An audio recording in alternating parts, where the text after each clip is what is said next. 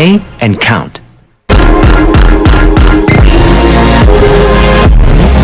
Clap.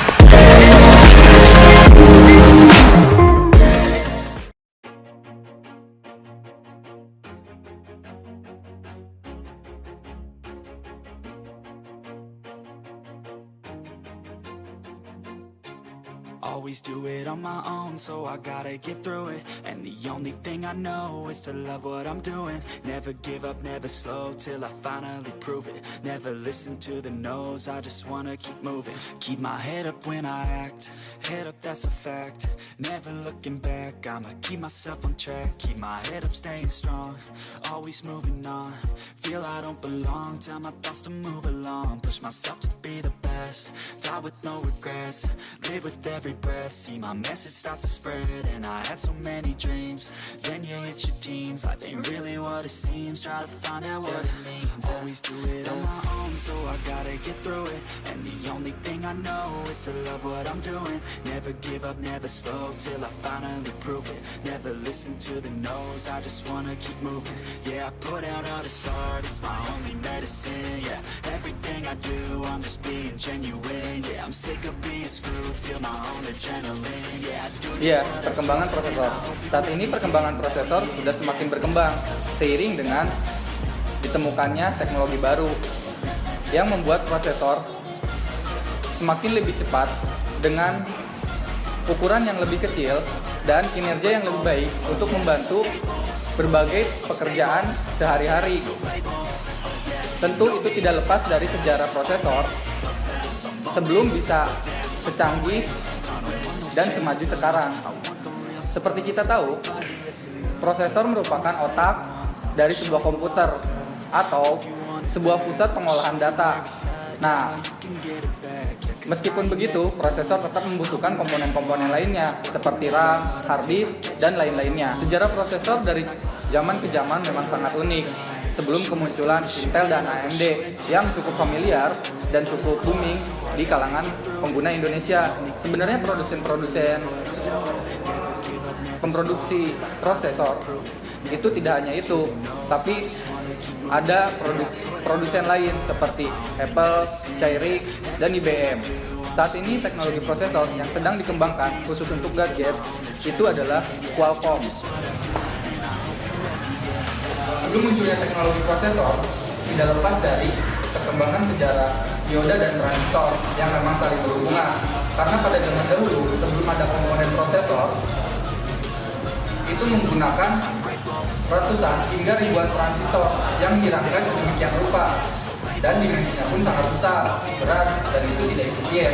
Komputer zaman dahulu yang digunakan untuk perhitungan matematika sederhana masih menggunakan teknologi komputer transistor yang bisa mencapai sebesar lemari yang tinggi dan lebar.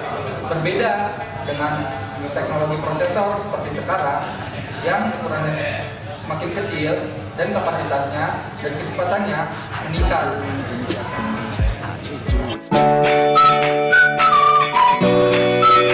Sebelum kita membahas lebih jauh mengenai sejarah prosesor Intel, ada baiknya terlebih dahulu kita mencari tahu bagaimana sih cikal bakal prosesor di zaman-zaman sebelum konsep mengenai prosesor bahkan belum terpikirkan oleh orang-orang yang jadi perancang atau perkembangan komputer di kala tersebut.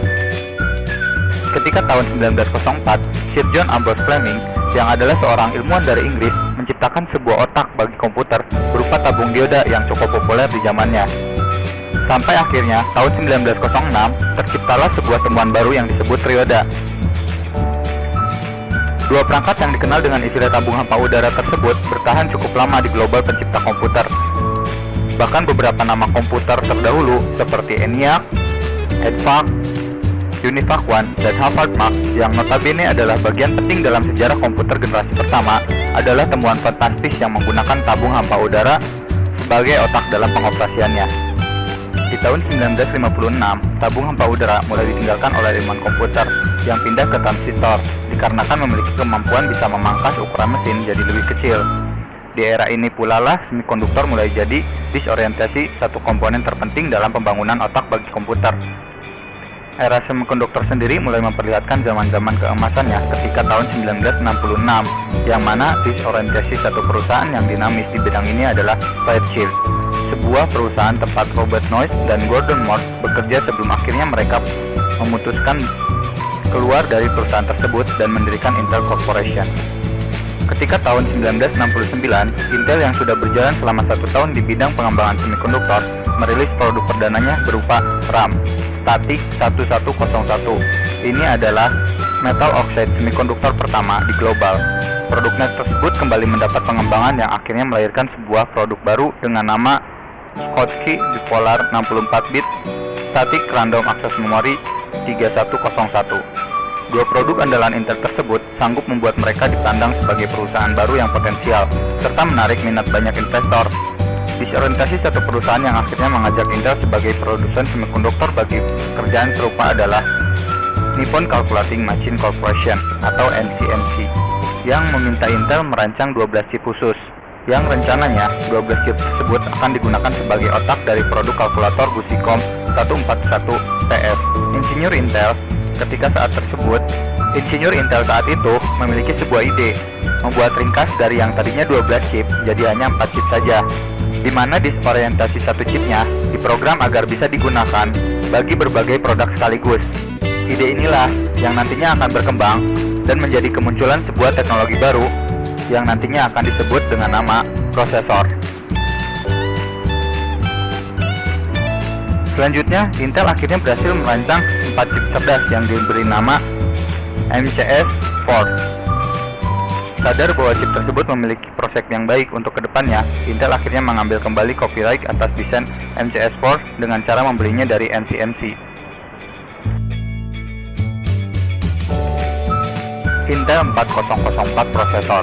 Sejarah prosesor Intel dimulai ketika tahun 1971. Bisa dikatakan Intel ini adalah pembuka jalan ketika sebuah kemungkinan bahwa memasukkan kecerdasan ke benda mati adalah sebuah hal yang sangat mungkin bisa dilakukan oleh manusia. Intel 8008 prosesor. Berselang 1 tahun berikutnya, atau lebih tepatnya ketika tahun 1972, Intel kembali mengeluarkan prosesor yang diklaim lebih canggih dan memiliki kekuatan 2 kali lipat dibanding mikroprosesor 4004. Ini adalah prosesor pertama yang menganut desain pengalamatan memori 8 bit, namun hanya dirancang bagi mengerjakan satu pekerjaan saja, Intel 8080 prosesor. Produk Intel yang resmi meluncur di pasaran ketika tahun 1974 tersebut jadi otak dari PC pertama. Saking suksesnya, Intel ini bahkan terjual sebanyak 10.000 unit hanya dalam tempo 1 bulan saja. Dikarenakan telah mendapat sejumlah perubahan, Intel 8080 juga mendapat teknologi baru yang disebut NMOS, serta sudah menganut pengalamatan memori mencapai 64 KB.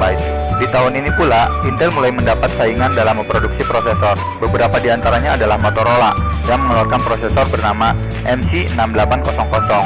Lalu di tahun 1976, giliran Zilog yang mengeluarkan prosesor pertamanya dengan nama Z80. Intel 8086 prosesor.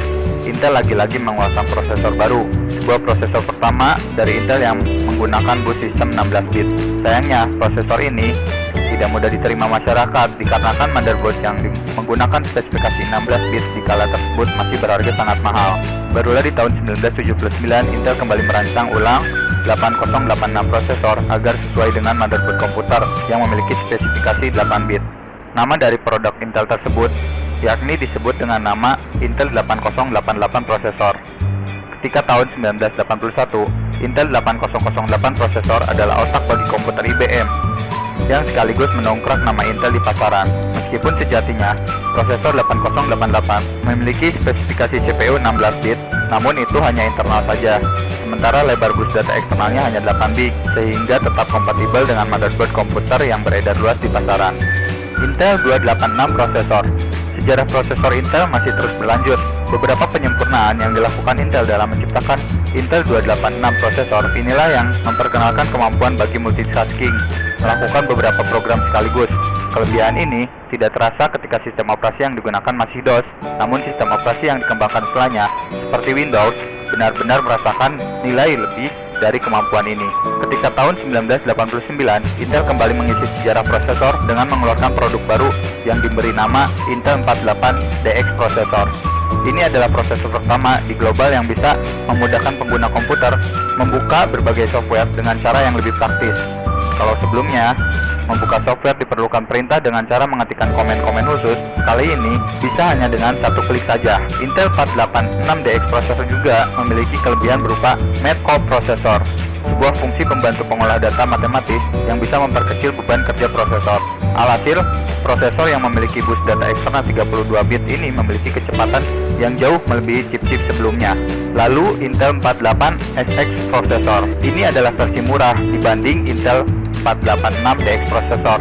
Sejarah prosesor Intel berikutnya dibuka oleh Intel yang mengeluarkan Intel Pentium prosesor pada tahun 1993. Prosesor milik Intel yang satu ini sudah bisa meladeni lebih dari satu perintah setiap tip clock atau biasa disebut dengan istilah superscalar. Intel Pentium prosesor memiliki kemampuan dalam memadukan data-data real berupa suara, postingan tangan, dan foto.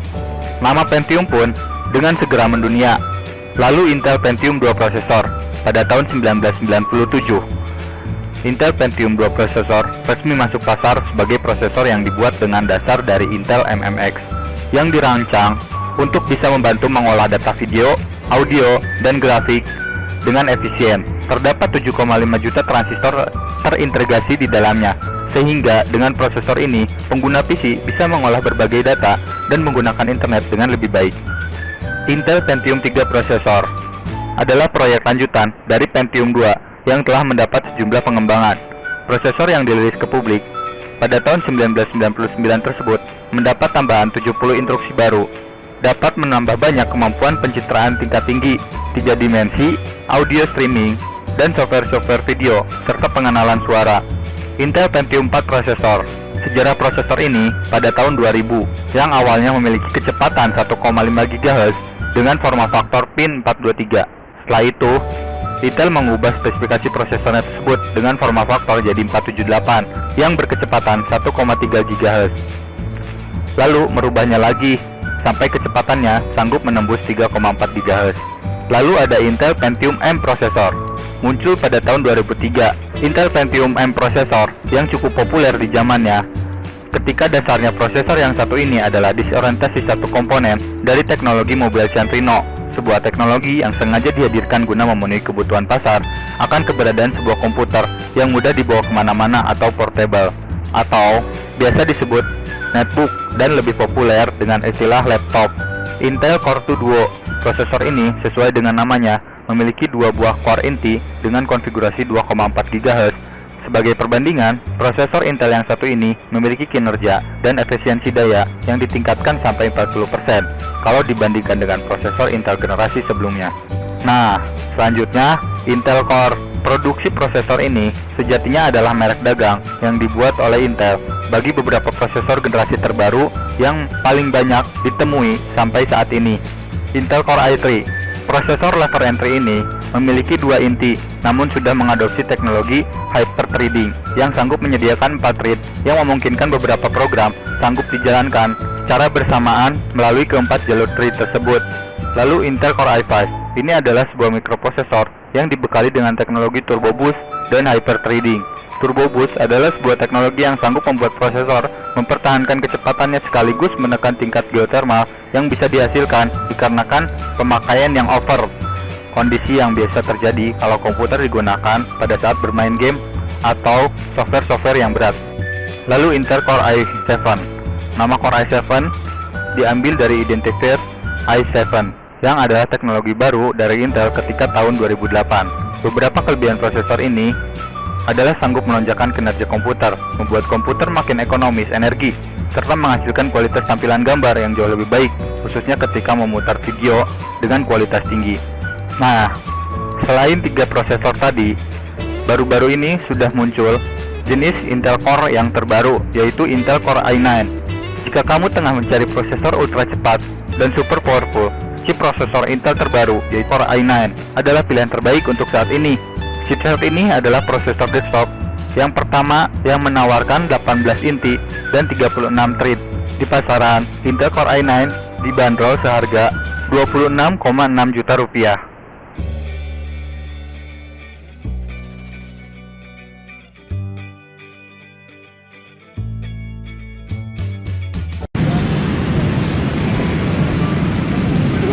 Halo Bu, kembali bersama Saya Didi Jadi Ahmad. Saya Hendri Setiawan. Live reporting Karawang.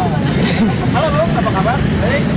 Kali ini kita video ini akan membahas apa nih? Kita akan membahas masalah prosesor. Prosesor Bung. Kali ini kita akan membahas masalah prosesor.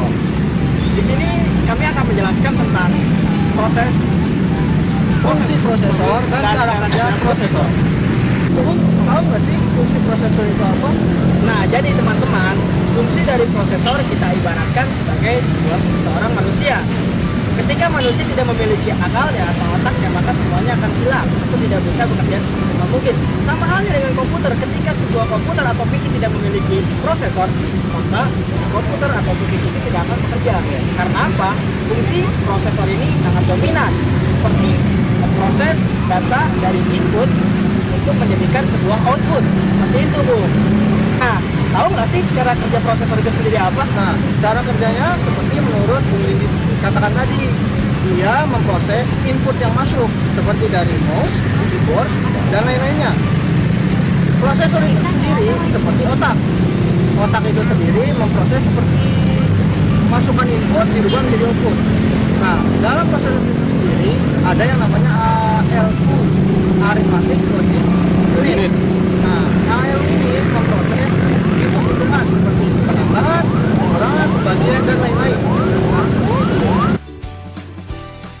Jadi, kita akan menjelaskan macam-macam komponen prosesor dan cara kerja prosesor. Nah, prosesor itu atau komponen prosesor dibagi menjadi dua, ada unit control dan unit eksekusi. Nah, di mana unit control adalah bagian yang berfungsi untuk mengatur jalannya program, sedangkan unit eksekusi berfungsi sebagai bagian untuk memproses data.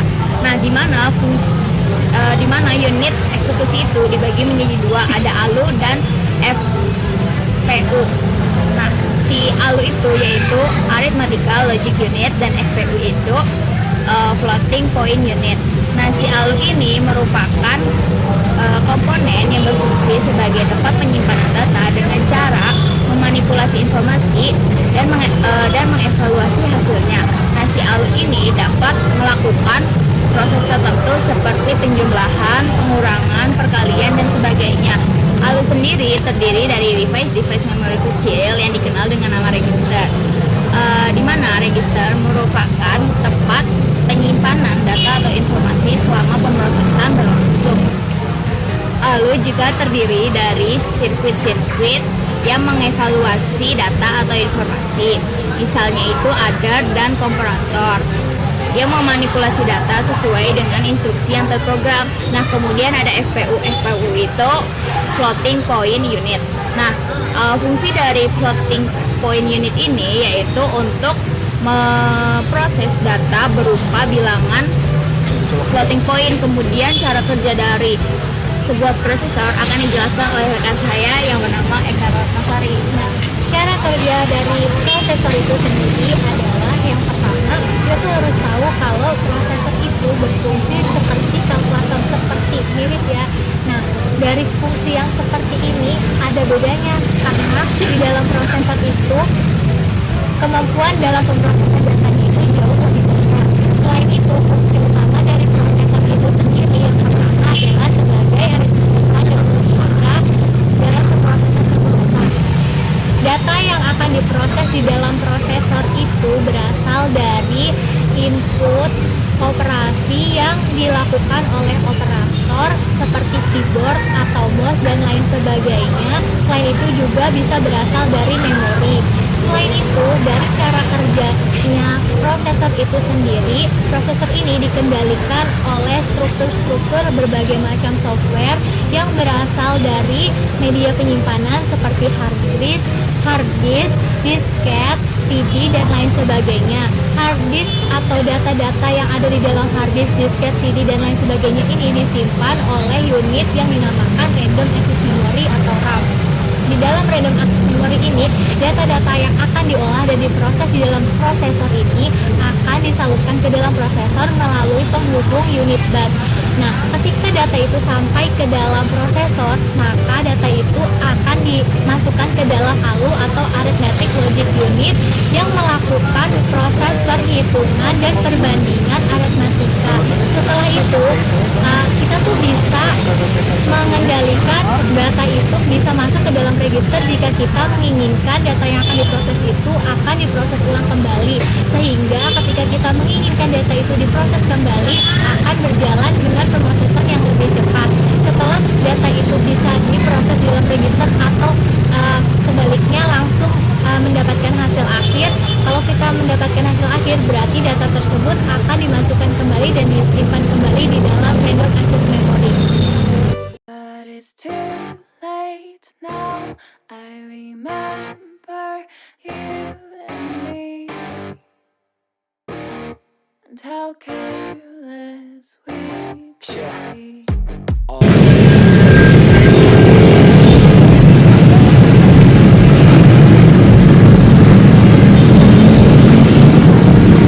Halo kawan, kita jumpa kembali di episode video yang kedua.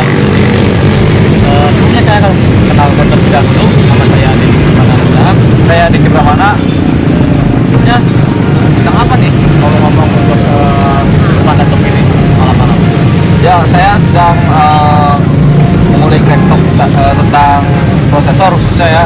Dan kali ini kami berdua akan membahas tentang prosesor. Jadi kami di sini akan menjelaskan jenis-jenis prosesor khususnya yang berada di dalam laptop ini. Nah, sebelumnya tentang prosesor ini, prosesor apa nih?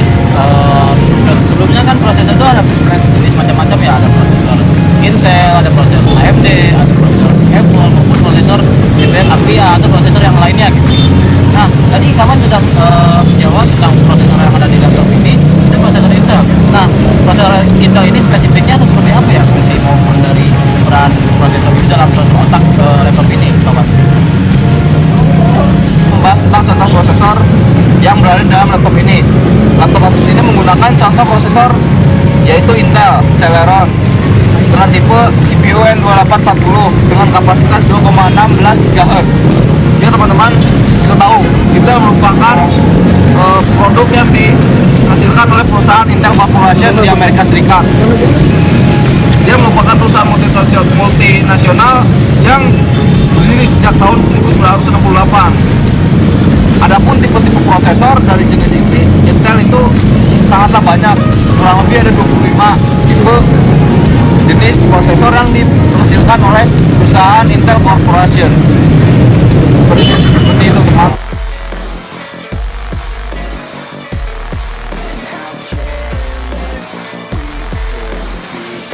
Late nights, long fights, it felt right, we were alive. I don't believe in destiny, I just do what's best for me. Don't listen to my enemies, they're just full of jealousy. Yeah, this legacy, you gon' see what's left of me, you gon' see success in me. You ain't seen the rest, I just wanna be the best at what I know, better than the rest, just watch me grow. Put me to the test and watch me go, this is my quest, I'ma make it known. They call me obsessive, oh I know, call me selective with my notes, call me aggressive with my flow, call me offensive even though Joey ain't gonna lie, life's tough, try to get by, life's rough, try to do it right, it's not enough, even though you try, you still Kami dari Universitas Tinggal Berbangsa Karawang. Terima kasih untuk menonton video kami. Sampai jumpa di lain kesempatan. Yeay! And I'm not quite there yet, but those words they'll regret, cause I've got something left, and I'm not giving in, I will not let them win, I won't stop till the end, no.